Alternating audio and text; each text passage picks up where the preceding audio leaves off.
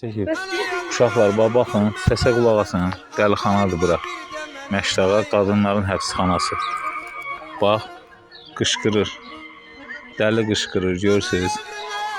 Bax, bura döşəkləri qoyublar, həyətə hava dəysin. Məşdağadır. Ruhi xəstəxana dispanseri, qadınların yeri. Görürsünüz. Mən produksiya getmişəm bura köməyə. Biri də pəncərədən baxır, dəlini görürsünüz, əl eləyir. Sağ ol, sağ ol. Mən də əl eləyərdim ona. Kimin imkanı varsa, burada bax, bizon, suzat, hər şeyi almışam deyə, salafan, deyə, o qarpız, yemiş, hər şeyi almışam.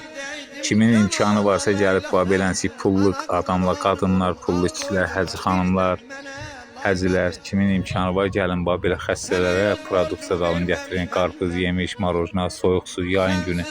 Savabdır, valla. Mənim səhifəmdə xeyriyyəsi videolarda var, girib baxa bilərsiniz, kasıb ailələrə da köməklik edilən, imkanım çatan qədər. Özüm də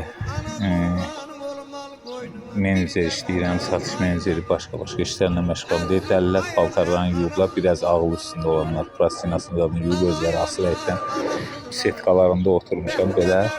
Bir dənə xəstədən yanına gəlmişim, xəstə də əyağı ilə pişiyi şey deyir, tumarlayıb əyağı ilə.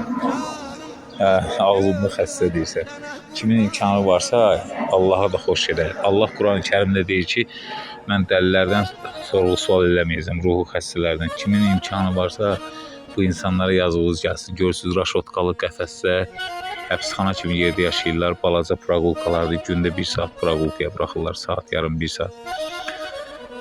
Xahiş edirəm, kimin imkanı varsa belə xəstələrə kömək eləsin. Allah köməyiniz olsun.